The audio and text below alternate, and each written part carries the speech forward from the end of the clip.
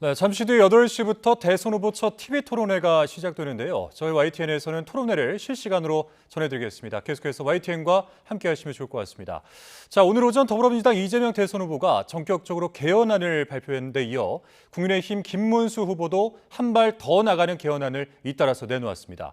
본격적인 토론회가 시작되기 전 개헌안과 더불어서 오늘 과연 어떤 공약들이 나오게 될지 또 그에 대한 영향을 어떻게 될지 등을 함께 살펴보고 또 전망해보도록 하겠습니다.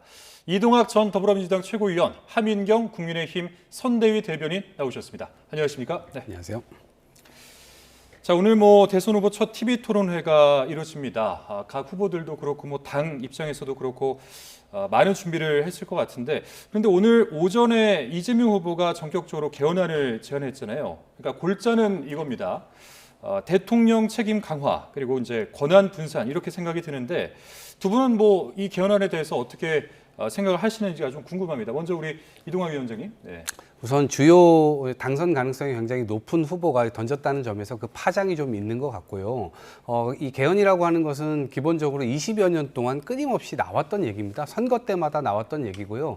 87년 6월 항쟁 이후의 결과물로 지금 이 육공화국 헌법이 유지가 되고 있는 상황인데 그러다 보니까 정치의 사법화, 사법의 정치화, 서로가 서로를 공격하는 데 있고 서로를 쓰러지면 바로 그냥 기회를 얻는 약간 잘해서라기보다 상대방을 무너뜨리면 바로 권력을 획득하는 그러한 권력 구조 자체가 좀 잘못된 거 아니냐 이러한 비판이 있었고요. 국민들 역시 정치인들끼리의 그런 싸움 이런 것에 이제 신물을 내고 있었기 때문에 저는 개헌 논의는 이재명 후보가 지금 얘기함으로 인해서 훨씬 더 지금 무르익는 것이 아닌가라는 생각이 들고 이번 대선의 그러한 이야기들을 통해서 결국 이후 지금 이제 일정까지 얘기를 했거든요. 예를 들면 내년에 있는 지방선거 때 통과시키거나 혹은 그 이후에 총선에라도 이런 것들 내용이 좀 정리되는 대로 통과를 좀 시키자. 그래서 그 이후부터 적용을 하자라는 구체적 제시까지 하고 있기 때문에요. 국민들의 생각을 좀 모아나가는 그런 계기가 되지 않을까 싶습니다. 예. 사실 이 국민의힘에서도 이 경선 과정에서 개헌안은 많이 언급이 되지 않았습니까? 이재명 후보의 이 개헌안 어떻게 생각하십니까? 저는 이재명 후보가 오늘 이제 토론회를 경제 민생을 얘기를 해야 될 이 토론회를 앞두고 이제 개헌을 얘기를 했다라는 것에 상당히 조금 다 준비되어 있었구나 이런 생각이 들어서 참 대단하다 이런 생각을 했는데요. 그 개헌의 또 내용을 살펴보면 이게 어떤 국민을 위해서 개헌을 해야 되라는 그런 부분보다는 오히려 이재명 민주당 그 후보가 이제 대통령이 된 뒤를 이제 생각하고 민주당에서 입법, 행정, 사법 권력을 모두 다 국회 밑에다 두겠다라고 심지어 이제 방송도 딱 꼭 집어서 언론 같은 경우에도 방송통신위원회라든지 권익위원회라든지 감사원이라든지 모든 기관을 다 국회 동의가 없이는 임명하지 않겠다 이런 부분을 다 얘기하는 그런 개헌이어서 상당한 이제 국민들이 바라보시기에 이 개헌이 나중에 이제 지켜질지 모르겠지만 이재명 후보가 낸 이제 개헌의 내용이어서 지켜질지 모르겠지만 지금 보는 것만으로도 참 우려스러운 부분이 많다. 오늘 이제 토론회를 앞두고 개헌에 대해서 상당히 소극적인 모습이 이제까지 지적돼 왔으니까 아마 이렇게 개헌 내용을 얘기를 한 것인데 이게 오히려 패착이지 않을까 저는 그렇게 생각합니다. 예, 그러니까 국민의힘 내에서는 이번 이제 이재명 후보의 이 개헌안에 대해서 면피용이다, 반쪽짜리다 이렇게 하면서 이제 비판하는 목소리도 있는데 사실 이제 아까 우리 최고위원님 같은 경우는 이 합당함에 대해서 좀 합당하다라는 취지로 설명을 해주셨는데 개헌안 같은 경우에는 사실 민주당을 제외하고는 많이 언급된 사안이잖아요 그동안. 근데 그 당시에는 반대를 했는데 그때는 안 되고 지금은 되는 이유랄까요? 그러니까 이 토론회 당일 이런 제안을 하는 이 배경은 어디 있다고 생각을 하면 될까요? 그러니까 벌써 지금 그게 한두 달 정도 된 것 같은데요. 지금까지도 이 내란의 여진이 계속되고 있는 상황이거든요. 그러니까 12월 3일 계엄 이후로 도대체 누구까지가 연루가 된 거냐. 거의 이제 그런 상황 속에서 누구를 처벌해야 되냐, 누구를 조사해야 되냐 이러한 내용들이 마구마구 있었는데 거기에서 갑자기 개헌안을 던지고 나오면서 그 부분에 대해서는 개헌을 할 때는 그냥 민주당 혼자 할 수 있는 건 아니잖아요. 결국에는 머리를 맞대야 되는 것이고 지금 헌정 세력이라고 한다면 국민의힘과 민주당이 이 거대 양당으로서의 어떤 존재감을 과시하고 있는 상황 속에서 그러면 내란에 가담되어 있을 것으로 지금 추측이 되고 있는데 지금 개헌을 논의하기 위한 한 테이블에 지금 마주 앉아야 된다라고 하는 것이 국민 공분에 어쨌든 이 부분에 굉장히 큰 책임성을 느끼고 있었던 것이 것이기 때문에 시기적으로 그 시기에는 맞지 않았다라는 말씀 드리고요. 지금은 선거전이 펼쳐지고 있기 때문에 네. 그 제안을 하는 것이고 이 선거를 통해서 일단 정치적으로 어떤 한 특정 세력이 심판을 받게 될 겁니다. 그럼 그 이후에 법적으로 진행될 것이라든가 이런 것들은 특검법을 통해서 또 진행을 하고 다시 이 정치적으로는 이런 개헌 문제에 관해서 국회에서 개헌 특위나 이런 것들을 통해서 정치 세력 간에도 이야기를 하지만 결국 그 과정에서 국민 참여를 동반해서 그 안을 좀 찾아가는 그런 노력을 좀 기울이지 않을까 싶습니다. 이게 좀 스텝이 있는 것이지 예. 한순간에 뭐 얘기한다고 해서 되는 건 또 아니니까요. 그러니까 뭐 일전에 이 개헌안이 언급됐을 그 당시 때는 좀 시기상조였지만 지금은 이런 것을 좀 논의할 시기가 되었다. 이제 그런 취지로 말씀해 주셨습니다. 근데 이 어떤 개헌안에 대해서, 그러니까 이재명 후보가 제안한 이 개헌안에 대해서 면면을 살펴보면 뭐 이런 내용이 있습니다. 대통령 4년 연임제, 그리고 결선 투표제. 사실 이 부분에 대해서는 기존의 이 정치권에서도 좀 어느 정도 공감대를 이뤘던 부분인데 이런 부분에 대해서는 어떻게 생각하세요? 이 부분도 반대십니까? 저는 이제 메시지를 내는, 그러니까 메시지라고 하는 것은 메시지를 누가 내느냐, 또 내는 의도가 무엇이냐, 이거에 따라서 메시지가 읽혀져야 된다라고 생각하는 사람입니다. 이 부분에 대해서 말씀드린 것은 저희가 계속 대통령의 권한이 상당히 강한 그런 대통령제였기 때문에 이런 부분에 대해서 개헌이 필요하다라는 얘기를 계속 해왔습니다. 예. 그런데 이번만큼 이렇게 국회의 권한이 비대한 적이 없었습니다. 국회의 권한은 지금 누구도 견제할 수 없는 무소불위의 권력이라는 걸 저희가 너무나 잘 알고 있는데 상상을 해보면, 생각을 해보면 이재명 후보가 만약에 대통령이 된다. 지금 민주당은 거대 의석을 가지고 있는 이제 국회입니다. 네. 국회와 입법부와 심지어 이제 사법부에 대해서도 입법을 다 하면서 사법부를 뭐 견제하는 정도가 아니라 사법부의 이제 그 독립을 파괴하는 그런 정도의 입법을 하기까지 이르렀는데 이런 부분에 대한 개헌을 내용을 담고 있는 것을 가만히 저희가 보다 보니까 이게 참 저희가 결선제 이런 얘기를 하는 것은 참 무섭다라는 생각이 저는 들었습니다. 오히려 왜냐하면 국민 투표를 해서 저희가 지금 대통령을 뽑는 거잖아요. 그러면 예전에 이제 윤석열 전 대통령이 싫어서, 그러니까 국민의힘이 싫어서 그냥 이재명 후보에게 투표를 하거나 아니면 투표를 안 하는 분들도 많으실 것 같은데 그런 상황으로 이재명 후보가 만약에 대통령에 당선되면 이 모든 국회 권력을 아무도 제어할 수 없는 이런 개헌안에도 국민이 동의한 것처럼 아니면 모든 것을 이제 국회가 끌고 가는 저는 이제 상식적인 민주당이라고 하면 저희가 이렇게 지적을 하지 않을 것 같습니다. 그런데 비상식적으로 저희가 국민이 보시기에도 참 무섭게 이렇게 하고 있는 민주당에서 독재 권한으로, 그러니까 독재라는 것은 권력을 다 독점한다는 뜻인데 네. 그런 독점된 권한을 가지고 이렇게 마구 휘두르면서 오고 가는 이 모든 것을 국민이 대통령을 이제 이재명을 뽑았다라고 한다면 그 모든 것을 다 국민이 위임했다, 국민의 뜻이다, 다 포장을 하고서 그냥 지나가려고 하는 것이 아닌가, 이 결선 투표제마저 그런 장치로 사용하는 것이 아닌가라는 생각이 들어서 참 우려스럽고 안타깝다 이런 말씀드립니다. 그러니까 뭐 개헌 이후에 벌어질 수 있는 상황을 가정해서 좀 설명을 해주신 것 같은데,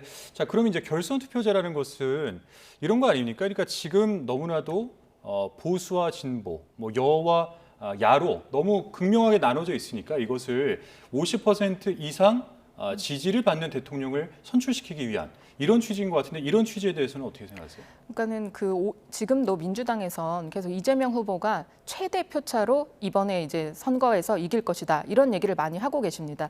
그래야만 국민들이 이제 민주당 내에서도 상당 부분 비판을 하는 것이 대법원에 대해서 이제 대법관들을 그냥 판단을 내린 10대 2로 판단을 내린 대법관들을 다 불러서 인사청문회를 한다든지 특검을 한다든지 또 법을 그렇게 고치는 부분에 대해서 민주당 내에서도 상당히 우려하는 목소리 많고 예. 그런 부분에 대해서 다 불식시키기 위함이다. 이거는 계속 얘기하는 것이 이재명의 민주당은 이제 국민 얘기를 참 많이 합니다. 국민의 동의를 얻어서 이런 부분이 아닐까 저는 우려가 되는 겁니다. 알겠습니다. 예. 자, 일각에서는 개헌을 위해서 차기 대통령 임기를 1년 단축하자 이렇게 주장을 하고 있는데요. 대통령의 역할은 개헌뿐 아니라 또 다른 중요 업무도 있다고 전했습니다. 일단 이번 개헌안은 재임 당시 대통령에게는 적용되지 않는다 입장을 했는데, 자, 이 내용 일단 화면으로 한번 만나보시죠. 자, 대통령의 역할은 개헌뿐 아니라 다른 중요 업무도 있다. 자, 이 헌법에서 이런 내용이 있습니다. 제 128조 2항. 대통령의 임기 연장 또는 중임 변경을 위한 헌법 개정은 헌법 개정 제안 당시의 대통령에 대해서는 효력이 없다. 제가 그대로 이제 읽어드린 것인데, 자, 이 부분에 의하면은 지금 이재명 후보가 만약에 대통령이 되면 해당이 안 되는 내용이 되는 거죠. 당연하죠. 저 조항이 예. 들어갔던 것은 기본적으로 우리나라가 독재를 겪었던 나라 아니겠습니까? 특히나 자기가 임기 중에 이 헌법을 바꿔가지고 총통이 되려고 했었던 그러한 상황까지 역사적으로 겪다 보니 민주 질서를 확립하기 위해서 저 조항이 들어갔던 것이고요. 민주당은 저 조항의 취지 자체를 그대로 새기고 있는 그런 정당입니다. 그렇기 때문에 저 부분에 대해서는 뭐 마치 이재명 후보가 대통령이 되면 뭐 영원히 또 할 것처럼 총통이 될 거다 이런 얘기들은 제가 볼 땐 통하지 않을 얘기인 것 같고요. 앞서서 연임제라든가 결선투표제라든가 이런 것들은 지금의 이 극한 대립, 네. 양상으로 치닫고 있는 이 정치의 힘을 조금 좀 누그러뜨리기 위해서 제도적으로 장치를 거는 겁니다. 특히나 이 연임제의 경우는 한 번 하고 난 다음에 이 단임제가 결국 폐해가 그거 아니겠습니까? 내가 된 다음에 5년 동안 무소불위로 거부권을 엄청나게 하고 야당을 인정하지도 않고 국회도 심지어 자기가 이 예산안을 통과시키기 위해서 책임을 갖고 있음에도 불구하고 국회 예산안 그 소개를 하기 위해서 오지도 않는 그런 행동들을 한단 말입니다. 예. 이제 이런 것들을 좀 방지해보자. 그래서 한 번 하고 잘했다면 한 번 더 기회를 주는 것이고 못했다면 거기서 끝나는 겁니다. 그건 국민들에게 오히려 권한이 이양되는 것이다라는 생각이 들고 결선 투표제의 경우는 지금 한 당이 뭔가 이게 그냥 all or nothing이라고 하죠. 그러니까 한 번 이기면 그대로 모든 권한을 다 가져간다. 이렇게 해서는 안 되는 것이죠. 이게 주류적인 어떤 입장을 갖는다 하더라도 연합 정치, 그러니까 소수 정당들과도 결국 대화와 타협을 통해서 뭔가를 조율하고 그 결과를 국민들께 그대로 결정을 할 수 있는 그런 정치 체계를 만들자라고 하는 측면에서는 여당, 야당, 진보, 보수 할 것 없이 이 부분에 관해서는 저는 약간의 공감대는 형성돼 있다고 봅니다. 예. 그렇기 때문에 이번에 추가적으로 던진 것에 불과하기 때문에 네. 이 부분에 대해서는 뭐 다른 이견이 없을 것이라고 생각합니다. 근데 오늘 오후에 또 김문수 후보 측에서는 또 한 발 더 나가는 개안을 제안했습니다. 그러니까 이런 내용들인 건데 차기 대통령 임기 3년 단축을 포함해서 불소추 특권 폐지, 또 국민 소환제를 도입하자 이런 내용이거든요. 근데 이제 김문수 후보는 4년 중임제, 그리고 이제 4년 연임제 이런 차이를 좀 강조하고 있는 것인데 이 부분에 대해서 한번 설명을 해주시겠습니까? 그러니까 이제 이재명 후보 같은 경우에는 저희가 국회의원의 불소추 특권에 대해서 예전에 이제 이재명 후보가 민주당의 대표였을 때 대표 연설을 하면서 불소추 특권 이제 하지 않겠다라고 얘기를 했습니다. 그때 민주당이 얘기했으면 뭐라고 얘기했냐면 이재명 대표의 말을 믿을 수 있냐 했더니 다 그런 연설까지 했는데 이걸 안 믿으면 어떡하냐. 이렇게 비판을 오히려 국민의힘과 보수 측에다가 했습니다. 그런데 어떻게 됐습니까? 결과적으로는 불소추 특권을 사용했습니다. 이런 부분 때문에 저희가 이제 이번에 지적하는 것은 갑자기 이재명 후보가 예전에는 중임제를 얘기를 했었는데 예. 이번에 연임제로 바꿨습니다. 그러면서 또 이 부측의 얘기를 한 이번에 연도에 이제 그러니까 돌아오는 그 대통령에게는 적용되지 않는다라는 얘기를 하는데 저희가 상당히 이제 좀 그런 건 보통 연임제라고 하는 것은 횟수가 정해져 있습니다. 뭐 한 번이든 두 번이든 연임할 수 있는 횟수가 정해져야 되는데 이번에 민주당이 내놓은 것은 보면 그게 아니라 중임제는 2번이라는 걸 사람들이 생각을 하는데 그 다음까지 할 수 있다는 거. 예. 연임제는 그냥 말만 들어도 계속 연속해서 할 수 있다 이런 생각이 드시잖아요. 근데 사실 원래대로 하면 제도대로 한다고 하면 1회, 2회 이렇게 횟수가 정해져 있는데 그 부분을 안 넣은 겁니다. 이런 생각이 들다 보니까 그러면 이 모든 이제 개헌의 내용을 전반적으로 흐름을 다 봤을 때 장기적으로 집권을 하려고 하는 거 아니야? 그러니까 입장이 도대체 어떻게 돼? 저희 국민의힘에서는 되물을 수밖에 없는 상황이었다. 민주당에게. 이 연임제가 우리가 생각하는 그 연임제가 정말로 맞는 거야? 라고 한 번 더 물을 수밖에 없는 것이었죠. 그래서 이 부분에 대해서 뭐 연임제가 이제 반드시 뭐 2번만, 그러니까 그 다음까지만 하고 안 할 거다라고 얘기하시는데 이게 과연 이재명의 민주당에 통하는 얘기인가 저는 참 궁금합니다. 네, 자 최고위원님, 네. 이재명 후보의 개헌안에 더해서 이 김문수 후보의 개헌안 어떻게 전망하십니까? 전망을 한번 여쭤보겠습니다. 저는 일단 국민들이 좀 빠져 있다. 그리고 미래의 어떤 중립적인 상황에서 미래에 반드시 필요한 개헌안이 아니고 이재명 후보를 지극히 신경 쓴 이 이재명 후보를 겨냥한 그런 지금 이 개헌안이라고 보고요. 그런 차원에서 보면 이것을 과연 의미 있게 지금 논의를 하는 것이 의미가 있을까라는 생각이 들고, 그러니까 불소추 특권 폐지 같은 경우에는 헌법에 들어가 있는 이유가 우리가 독재 시대를 거치면서 권력자가 마음대로 입법권을 유린하고 입법부에 있는 이 헌법기관들, 국회의원 하나하나가 헌법기관인데 헌법기관들을 잡아가고 고문하고 이랬던 역사가 있었기 때문에 국회에서 한 것에 대해서 책임을 좀 최소화하기 위한 그런 차원의 이 헌법 조항이고요. 그리고 국민 소환제를 도입하자고 했습니다. 그러니까 국회의원 선거가 아마 지금 이 국민들께서 국회의원 한두 명 끌어내리는 것에 대해서 만약에 이 조항이 있다 그러면 아마 전 지역에서 이런 일이 일어날 겁니다. 영남이나 호남을 제외하고 수많은 것들에서 정치 투쟁화될 거예요. 나라가 굉장히 시끄러워질 겁니다. 저는 이것이 시끄러워지지 않게 하기 위해서는 검찰 권력이 일정 부분 통제될 필요가 있다고 생각해요. 왜냐하면 이 검찰 권력으로 결국 지금 이 야당이라든가 이런 것들을 막 공격하고 검찰 스스로가 그런 식의 칼잡이 노릇을 지금 하고 있는 상황 속에서 결국에는 이 조항이 없다라고 한다면 야당을 탄압하기에 너무 좋아지는 겁니다. 그렇기 때문에 저는 이 부분에 대해서는 당연히 논쟁 사안이 될 수가 있고, 이 부분에 대해서는 선거 이후에라도 그런 논의를 통해서 결국 국민들을 위한 이 권력의 유지가 어떻게 돼야 될 것인가, 이런 것들이 종합적으로 좀 논의될 필요가 있다 봅니다. 네, 뭐 단순히 이제 표심을 얻기 위해서 개헌 논의가 시작된 것이 아니라 정말로 이것이 우리 국민에게 필요하다면, 우리나라 미래에 필요하다면 이게 이제 끝까지 한번 논의가 진전이 됐으면 좋겠다, 이런 생각을 좀 해보겠습니다. 자, 잠시 후, 지금 시간이 7시 47분 37초가 지나고 있습니다. 8시부터 이 대선 후보들의 첫 TV 토론회가 시작이 될 텐데, 자, 다시 한번 말씀드리지만 저희 YTN에서는 이 TV 토론회를 실시간으로 보내드리겠습니다. 계속해서 YTN과 함께 하시면 좋을 것 같습니다. 자, 그리고 오늘 이 TV 토론회의 주제는 경제 분야입니다. 여러 가지 이 경제 현안 중에서 뭐 가장 좀 중점적으로 다뤄질 것 같다, 이런 내용이 있다면 어떤 것이 있을까요? 아마 이재명 후보와 이제 김문수 후보가 다 경기지사였기 때문에 그 당시에 이제 경제를 과연 어떻게 실적을 냈던가, 이 부분에 대해서 서로 이제 본격적으로 이제 국민들에게 알리는 그런 시간이 되지 않을까 싶고, 또 상대 후보에 대해서도 이런 부분을 얘기를 했는데 이거는 어떻게 되느냐, 이렇게 이제 묻게 되겠죠. 그래서 이재명 후보 같은 경우는 지금 이제 논란이 되고 있는 커피값 120원, 원가 120원에 대해서 이제 소상공인들이 사실 원가가 120원인데 뭐 8,000원에서 뭐 12,000원 이렇게 얘기를 하시는데, 그렇게 팔고 싶어서 파는 게 아니죠. 그 안에는 다 임대료도 들어가 있고 인건비도 다 들어가 있고 관리비라든지 여러 가지들이 녹아 있기 때문에 사실 물가가 계속 올라가는 겁니다. 예. 그런데 그런 기본적인 이해가, 그러니까 대통령이 모든 걸 다 잘할 필요는 없습니다. 그러나 경제에 대한 기본적인 이해는 있어야 되고, 경제는 사실 복잡하고 어렵습니다.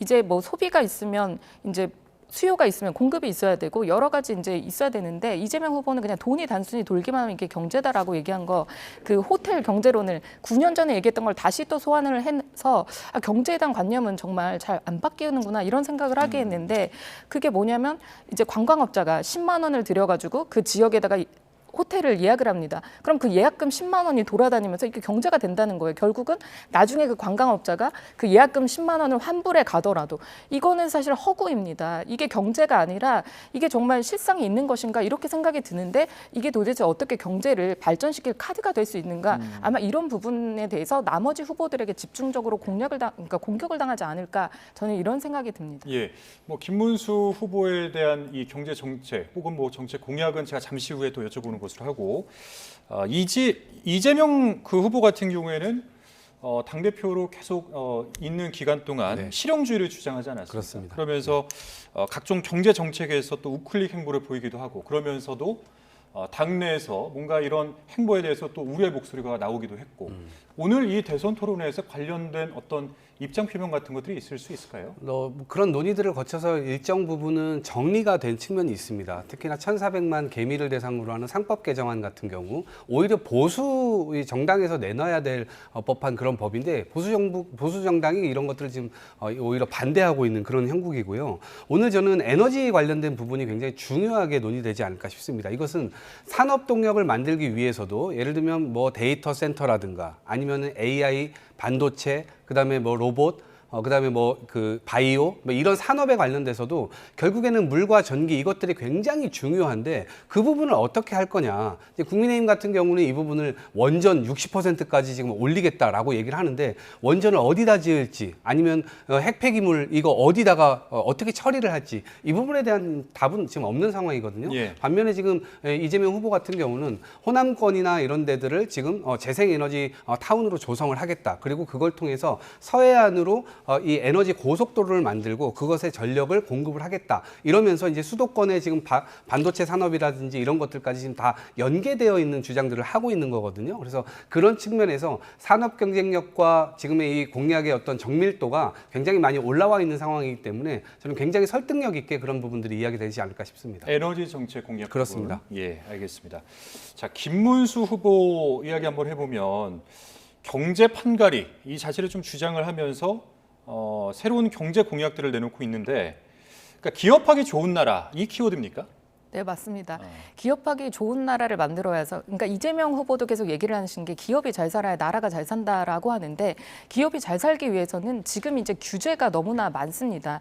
얘기하신 것처럼 상법을 더 이제 강화를 하겠다라고 하는 그런 개정안 같은 경우에 저희 보수 정당, 그러니까 국민의힘에서 지지를 할 수 없는 게 지금 이제 규제를 조금 혁신을 하고, 규제를 혁신한다는 것은 규제를 조금 많이 완화해주고 정말로 기업이 일할 수 있는, 그래서 일자리를 많이 만들어낼 수 있는 그런 환경을 저희가 조성하겠다. 이게 이제 국민의힘의 저희가 경제 공약입니다. 아까 이제 우리 네. 최고위원님께서는 에너지 정책 공약이라고 이제 이걸 이제 가장 주요한 공약 중 하나로 꼽아주셨는데, 뭐 김문수 후보 공약 중에 가장 중요한 공약 중 하나로 저희가 좀 눈여겨볼 만한 것이 뭐가 있을까요? 그러니까 아마 이제 에너지 같은 경우에 재생에너지를 민주당에서는 얘기를 하셨는데 안 그래도 뭐 햇빛, 이제 뭐 바람 이런 얘기를 하셨습니다. 근데 우리 지형과는 조금 맞지 않는 것이 아닌가. 이전에도 저희가 겪어봤잖아요. 문재인 전 대통령 당시에도 저희가 어떤 정책인지 태양광 이런 거 다 겪어봤는데 지금 이제 그때는 원전을 다 없애고, 그러니까 지금 도로 다시 원전 저희가 생태계 다시 구성한다 이렇게 얘기를 하고 있는 이 시점에서 민주당은 다시 이제 원전에 그럼 제동을 걸고 다시 재생에너지로 돌아간다는 것인가, 이런 부분 상당히 궁금해지지 않을 수 없고요.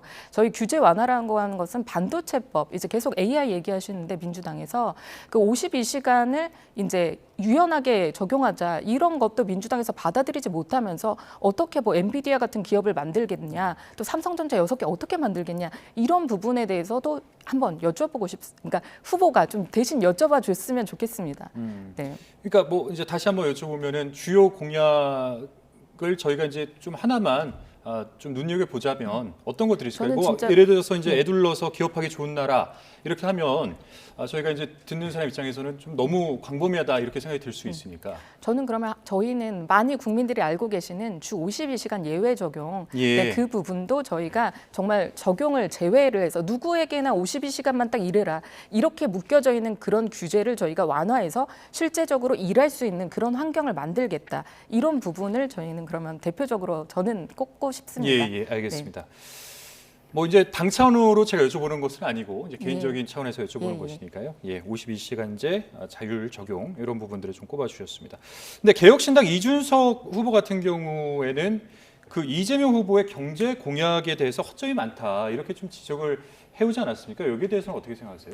글쎄요, 본인도 허점이 많을 겁니다. 그러니까 허점이라고 이야기를 하면 모든 후보자의 공약들이 기본적으로 장단점을 갖고 있기 때문에 그런 측면이 있죠. 근데 개혁신당의 공약 제가 하나를 소개해드리면 리쇼어링을 한다 그래요. 이게 이제 우리나라에서 기업들이 해외로 이제 떠난 겁니다. 근데 그 원인을 기본적으로 인건비에서 찾고 있는 겁니다. 그 인건비가 해외는 싸기 때문에 그곳으로 갔다. 그렇기 때문에 그 회사들을 다시 불러 모아서 해외에 있는 해외 인력들을 그 돈으로 쓸 수 있도록 특례법을 만들겠다라고 얘기하는 거거든요. 그거요, 국제 ILO 협약 위반입니다. 우리나라에서는 가능하지가 않고요. 그렇게 하는 순간 해외에 여러 이제 우리나라에 투자했던 여러 자본들 이런 것들이 지금 빠져나갈 겁니다. 특히나 노르웨이 국부펀드 같은 곳들도 우리나라에 투자를 많이 하고 있는 상황인데 바로 그런 ILO 협약이나 이런 것들 국제의 어떤 질서에 부합하지 못하는 행동을 하게 되면 그런 걸 다 빼겠다고 본인의 어떤 내규에 이렇게 명시까지 해놨습니다. 네. 그러니까 그런 상황이기 때문에 단순히 인건비 때문에 나갔다 그렇지 않죠.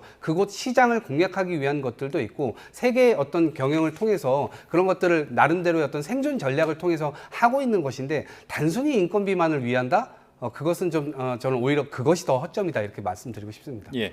제가 이제 그 최고위원님께는 이준석 후보에 대해서 한번 여쭤봤고, 대변인께는 그 민주노동당 권영국 후보 같은 경우에는 이 불평등 완화에 좀 초점을 맞출 것 아니겠느냐 이렇게 이제 분석을 하고 있는데, 혹시 이 후보에 대해서 좀 평가를 해보자면 어떤 내용이 담길 수 있을까요? 저도 불평등 완화라고 그냥 단순하게 이제 생각하면 필요한 부분이죠. 네, 그런데 그 부분을 어떻게 풀어 나가실지는 저도 상당히 궁금합니다. TV 토론회를 봐야지 알 것 같고요. 내용이 상당히 모호해서 아마 그러나 이제 권영국 후보도 마찬가지로 이재명 후보와 같이 해서 이제 구도를 만약에 친다라고 하면 경제 민생에 있어서는 그래도 이준석 후보와 국민의힘 후보 그리고 이재명 민주당 후보와 이제 권영국 후보 이렇게 2대2 구도로 이제 조금 서로 이제 공약에 대해서 다투게 되는 그런 모양새가 되지 않을까 저는 이제 그렇게 보고 있습니다. 예, 네. 뭐 현재까지 각종 지지율 조사에서는 좀 이재명 후보가 우세한 모습을 보이는 것이 사실인데, 대선에 좀 가까워지면 가까워질수록 이런 판세 변화 뭐 이런 것들도 한번 생각해 볼 수 있을까요? 네, 저희들이 우려하고 있는 지점입니다. 그러니까 이 시간이 지나면 지날수록 결국 진영 결집 효과 이런 것들이 좀 있을 수가 있고요. 아무리 자당 후보가 혹은 우리 자당이 잘못했더라도 그래도 상대방은 안 되지라고 하는 정서에 효과적으로 선거 운동을 하게 되면 또 그럴 수 있는 가능성도 있기 때문에 민주당에서는 그 부분에 대해서 철저하게 경계를 하면서 준비를 하고 있고요. 특히나 이 상대방이 뭐 잘해서라기보다 민주당 스스로가 자만과 오만에 빠져가지고 유권자들에게 뭔가 그렇게 보일 경우에는 와야 될 표도 지금 못 오게 만드는 그런 상황이 발생될 수가 있기 때문에 그 지점에서의 우려 이런 것들을 매일매일 점검하고 있는 중입니다. 예, 그러니까 뭐 이제 김문수 후보 같은 경우에는 이제 전 정부에서 장관을 맡았기 때문에 이 경제에 관련해서 토론회가 진행이 되면 좀 굉장히 불리하지 않느냐 이런 관측들도 있는데, 여기에 대해서는 어떻게 생각하십니까? 저는 이제까지 경기지사 아까도 말씀드렸지만 상당히 이제 일 잘하는 그때 지사로 이제 평이 나 있었고요. 뭐 판교라든지 삼성전자 유치를 한 거라든지 이런 부분 다 김문수 뭐 GTX 만든 것도 다 김문수 후보였습니다. 그래서 이런 부분, 그러니까 저는 오늘 토론회에서 유권자들 국민께서 바라봐 주셨으면 하는 그런 부분은 이제 말 잘하는 대통령보다 정말로 진짜로 신뢰할 수 있고 일을 정말 잘할 수 있는 대통령 후보가 누구냐 이런 부분에 판단을 해주셨으면 좋겠다. 네, 이런 말씀 드립니다. 예. 자, 지금 두 분께 하나씩의 질문을 드리고 1분 30초 정도 시간을 드릴 텐데, 자, 지금 아까 이제 말씀드렸던 것처럼 이 대선일이 다가오면서 각종 여론조사들이 나오지 않습니까? 네. 그러면 지금 위치에서 오늘 토론회에서는 이 후보가 갖고 있는 전략이 좀 있을 것 같아요. 그러니까 예를 들면은 얼핏 드는 생각에는 이재명 후보 같은 경우에는 지지율이 제일 높으니까 2위 후보와의 격차는 좀 더 벌리면서 뭐 차별화 전략을 좀 내세우지 않을까. 뭐 가령 뭐 김문수 후보는 1위와의 격차를 좀 좁히면서 이준석 후보와의 관계를 좀 고려하지 않을까, 이렇게 좀 생각이 드는데, 이에 대해서 한번 30초 정도 이야기를 해주시면 좋을 것 같습니다. 공약 측면에서는 일단 준비가 정말 앞뒤가 딱 짜맞춰져 잘 됐구나 이런 생각이 들게끔 이제 말을 하는 것이 굉장히 중요하다 이렇게 보고요. 두 번째는 태도일 것 같습니다.